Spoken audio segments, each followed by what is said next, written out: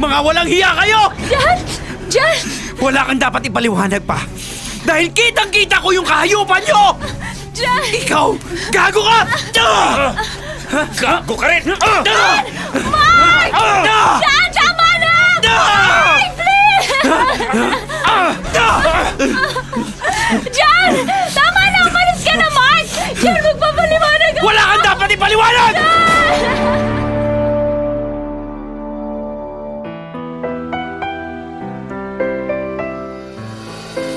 Ang bawat isa sa atin ay may sariling opinyon at kuro-kuro sa anumang drama meron ang buhay. Sa TLC, The Drama Special Interactive, aming pakikinggan ang gustong sabihin ng inyong puso't isipan. TLC, The Drama Special Interactive. Involved ka dito.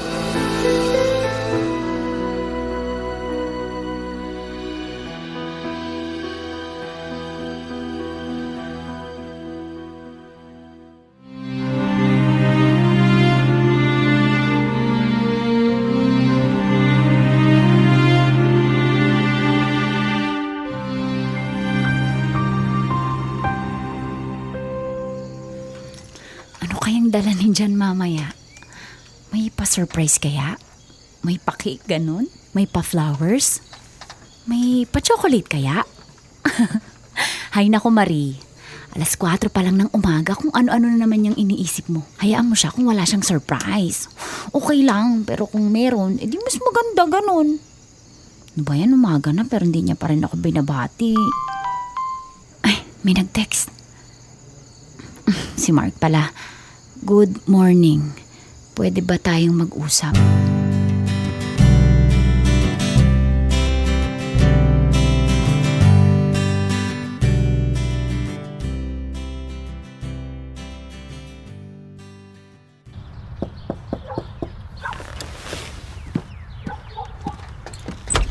Good morning, Bessie! Kala ko naman kung sino. Eh bakit ang aga-aga naman parang nilukot na papel na yung mukha mo? O teka, hulaan ko. Meron ka na, no? O baka naman wala.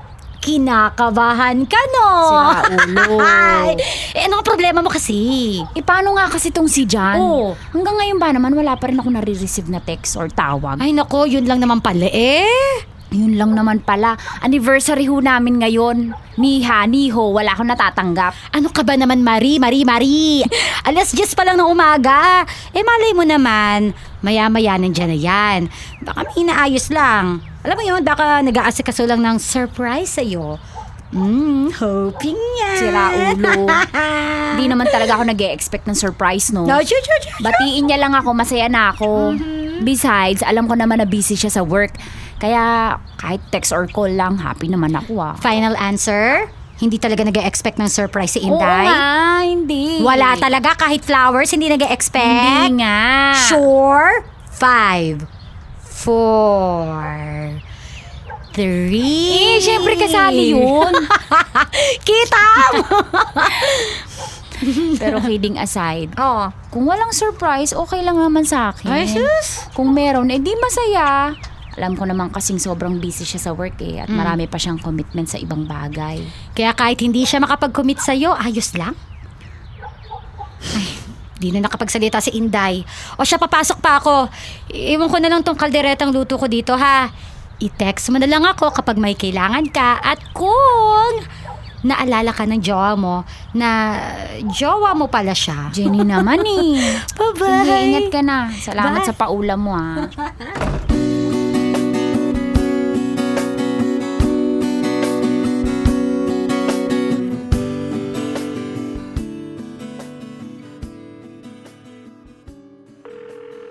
Love, sumagot ka naman.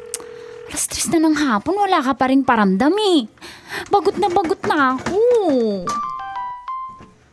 Mark! Buti pa tong ex-boyfriend ko si Mark, marunong makaalala. Itong boyfriend ko walang kwenta, hindi man lang makaalala. Hello, Bessie! Ano nang balita? Ano na? Nag-surprise na ba? Wala pa rin. Inis na nga ako kasi wala siyang kwenta eh. Mabuti pa tong si Mark na ex ko, marunong mag-text tsaka mga musta. Mark na naman! Hello, Marie! 2 taon na kayo today ni John nagte-text pa rin sa'yo yung ex mong maharot? Oo, at gusto niyang makipagkita. Para ano pa? Di pa ba sapat yung mga panlulokong ginawa niya na huling-huli ng 2 mata mo 3 years ago? Bes, wag na natin pag-usapan yun, okay? Hindi ko naman sinasagot yung mga texts and calls niya. Sige na. Marie, alam ko yung mga ganyan mo ha. Subukan mo lang talaga makapagkita dyan sa ex mo na yan. Hindi nga. Ba't kasi napakabagal ng boyfriend mo ngayon eh? Anyways, mag-wait ka lang dyan. For sure darating na din yan. Uy, hope ya bells! Magbilang anghel ka sana.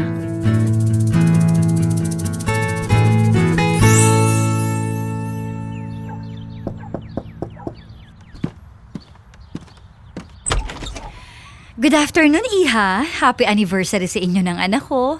Good afternoon po, tita. Ay, pasok po. Pasok po kayo. Pinagluto ko kayo ng paborito niyong ulam. Hindi pa ba dumadaan dito si John? Hindi pa nga po, tita eh. Tutulungan ko na po kayo. Salamat, Iha. Naku, baka may tinatapos lang sa opisina yon kasi alam mo naman, kaka-promote niya lang kaya medyo busy siya. Pagpasensyahan mo na. Pero maya-maya baka andito na siya. Opo, tita. O siya, mauna na ako ha at baka malate pa ako. Sige po. Nag-abala pa po kayong pumunta dito. Hayaan mo na.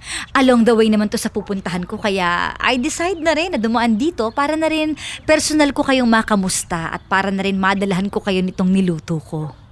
O siya, hintay ka lang Iha ha, pagpasensyahan mo na. Naku tita, salamat po. Pasensya na po ulit sa abala. O sige na, mauuna na ako at baka malate pa ako sa meeting ko with my client. Medyo matanda na kasi kaya medyo masungit. Ganun po ba tita? Sige po, ingat po. Salamat po ulit dito.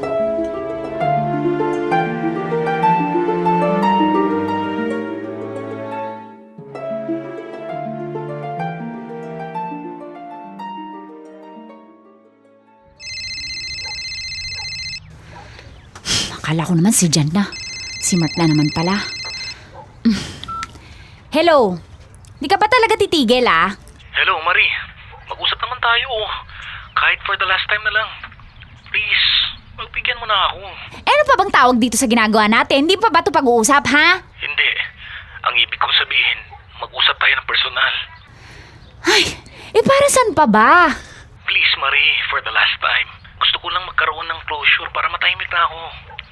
Kasi hanggang ngayon, nagsisisi pa rin ako sa nagawa ko noon. Siguro kung hindi ko ginawa yun, baka siguro tayo pa rin hanggang ngayon. Closure lang, please. Oy, siya. Sige, puntahan mo na lang ako dito sa bahay. Hindi kasi ako pwedeng umalis. Iniintay ko pa yung boyfriend ko. Oo, sige. Pupunta agad ako dyan.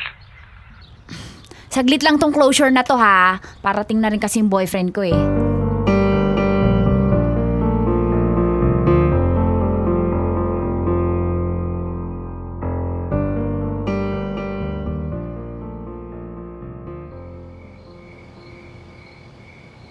Bakit kaya hanggang ngayon wala pa rin si Jan? Nilamon ba talaga siya ng trabaho niya? O baka naman may babae na siya. Di ba? Mabuti pa itong ngayon nakasama ko eh. Nagsiselebrate ng anniversary namin. Wine, ikaw na lang kaya yung pakasalan ko.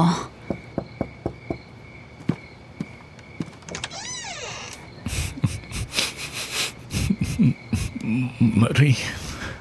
Oh. Teka, pumasok ka muna sa loob. Sama mo ko uminom.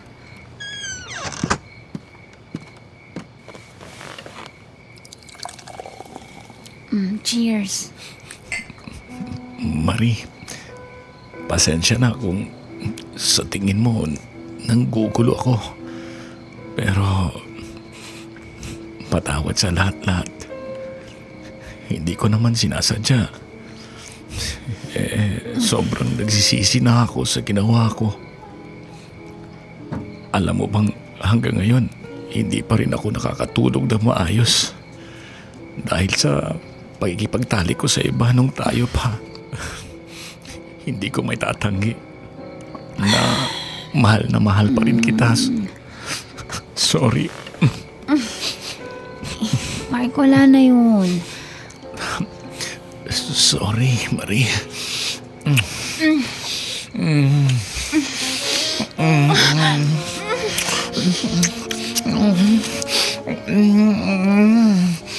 Namiss mo ito. Namiss mo ba ito? Jan? Ako lang yata yung nakapagbibigay ng ganitong ligaya sa'yo. Mga walang hiya kayo! Jan! Wala kang dapat ipaliwanag pa. Dahil kitang-kita ko yung kahayupan nyo! Jan! Ikaw, gago ka! Gago ka rin! Mark! Jan, tama na!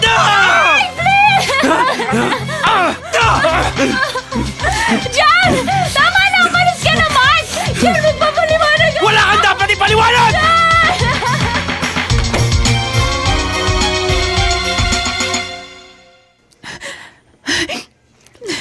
Hoy, tumigil ka na nga sa kakaiyak mo dyan. Alam mo, walang magagawa yan eh. Ewan ko ba naman kasi sa'yo kung hindi ka ba naman kasi sira? Kung sinunod mo lang yung parati kung sinasabing, huwag kang makikipagkita sa ex mo, lalo na kung meron ka ng bago. Alamin mo yung salitang respeto. Aminado naman ako sa kasalanan ko eh. Aminin kong marupok ako.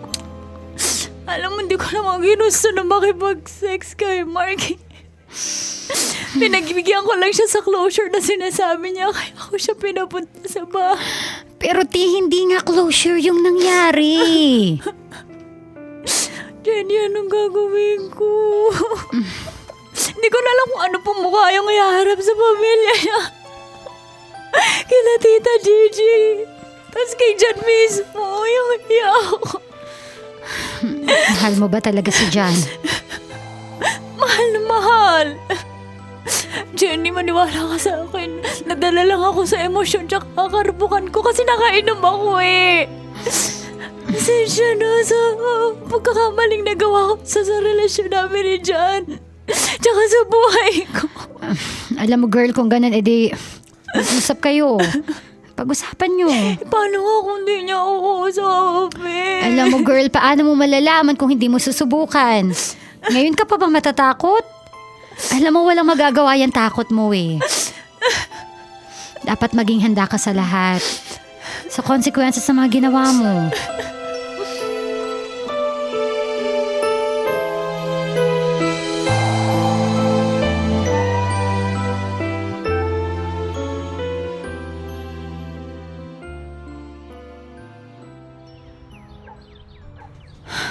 Tita, alam ko pong, alam niyo na ho. At alam kong galit na galit din ho kayo sa nangyari. Pero andito po ako sa harap niyo. Humihingi po ako ng pasensya sa nagawa ko. Alam ko pong malaking kahihiyan yung nagawa ko, pero sorry po talaga. Tita, sorry po. Sa totoo lang, Iha, galit din ako sa nangyari. Pero wala ako sa katayuan para magsabi ng mga bagay-bagay. Ina lang ako ni John at si John ang involved dito, kaya mas mabuti pa kung kayong dalawa na lang mag-usap. Pag-usapan nyo, umakyat ka sa terrace, andun lang siya. Hindi na nga siya nagpapapasok. Puro inom na lang ang ginagawa niya. Kaya kung ano man ang kahihinatnan ng pag-uusap ninyo, lawakan mo na lang pang unawa mo. Akitin mo na siya. Ay, tita, salamat po. Salamat po. Anong ginagawa mo rito? John, Ha! John, mag-usap tayo, please. Ganito ba? John! Mas magaling ba siya? Ha? John, bitaw! Hindi ko makaya, ha? Tama na! Bakit, ha? Bakit? Bakit mo nagawa yun? Mahal mo ba talaga ako? Mahal na mahal kita, John! Pero bakit mo nagawa yun? Naalala mo yung araw na yon, ha? Diyan, mahabang araw ako naghintay ng text o tawag. Pero ni isang text walang-wala ako natanggap eh. Ano bang ginagawa mo? Busy ka ba sa trabaho mo, ha? Nakalimutan mo na yata may girlfriend ka! At anniversary natin yung araw Kaya na yun! nakipagtali ka sa ex mo! Hindi mo naiintindihan! Hindi mo Pucha! Eto, ano nga? Anong hindi ko maintindihan doon? Bakit nga? Noong mga oras na naghihintay tsaka nag-aabang ako sa text at tawag mo, kinukulit ako ni Mark! Hindi ko naman gusto makipag-sex sa kanya! Kasi nagtatext tsaka tumatawag siya sa akin! Kasi humingi siya ng closure! Yun lang yun eh!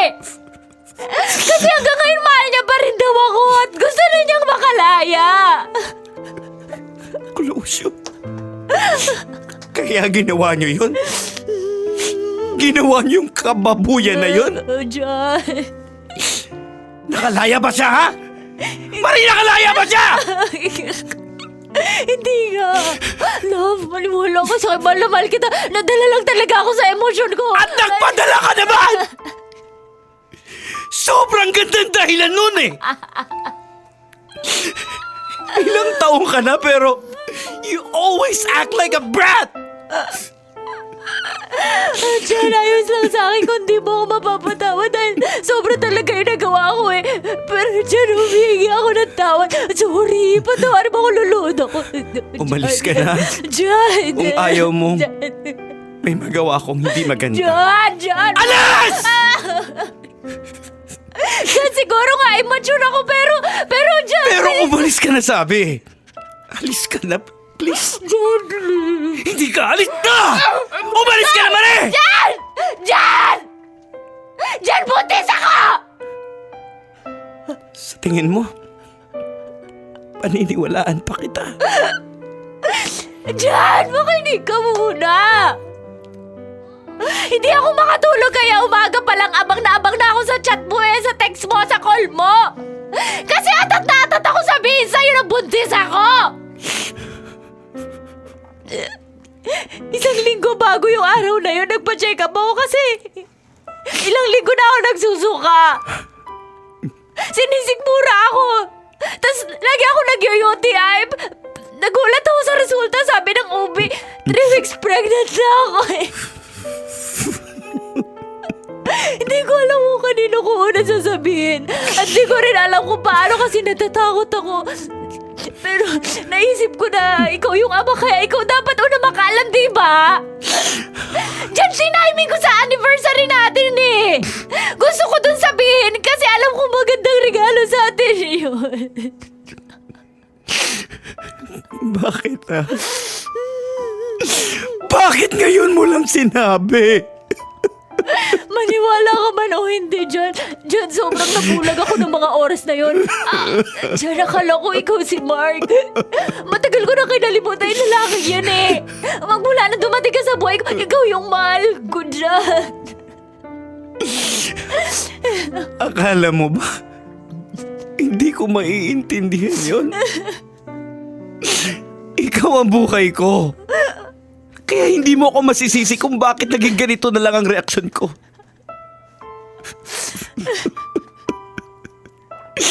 Mahal na mahal kita kahit sobrang sakit.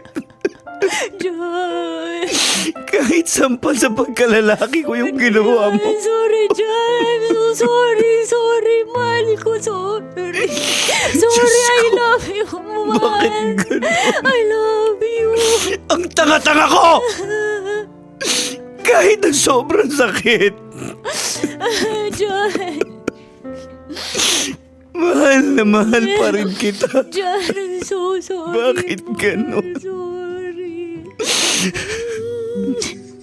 John, I'm sorry. I love you. Kalimutan na natin yun. Kaya kung ano man yung nangyari, kalimutan na natin yun. Opo. At huwag na sana maulit mangyari. Hindi na mo. Kalimutan na natin. John, salamat. Mahal, salamat. Promise ko, hindi na maulit. Sorry na. Sama na. Sorry na, mahal. Sorry. Magsama na tayo. Lumipat tayo ng bahay, yung malayo sa lahat ng tukso, ha? Oo. Yung tayo lang. Opo. Magsimula tayong muli. Kasama yung baby natin, ha? Pero mahal, Alam kong maiintindihan ni Mama to. Alam ko maiintindihan din ng pamilya mo to. Pero, mahal, natatakot pa rin ako eh. Hindi ko alam kung ano sasabihin ko sa pamilya ko. Hindi ko alam kung ano sasabihin ng pamilya ko pag nalaman nila ng mga tao. Huwag kang matakot. Huwag kang matakot sa mga sasabihin ng mga tao. Basta ang mahalaga, masaya tayo. At yun naman ang pinaka-importanting bagay sa mundo na matutunan ko. Na kahit na nagmumukha na tayong gago, basta masaya tayong dalawa. Ang pinakamahalaga, ang tunay na kahulugan ng mundo sa akin. Alam mo ba kung ano? Ang pagmamahala nating dalawa. Kaya sabay nating harapin ang mapanghusgang mundo, man. John, thank you. Mahal na mahal kita. Mahal na mahal din kita, Marie. Mahal kita, mahal na mahal.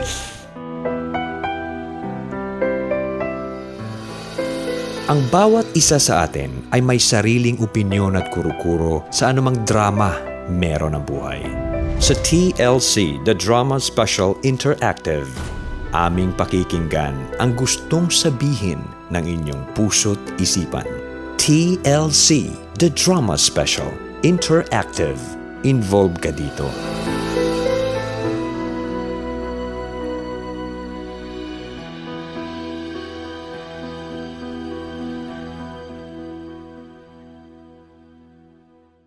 Number one SM radio station.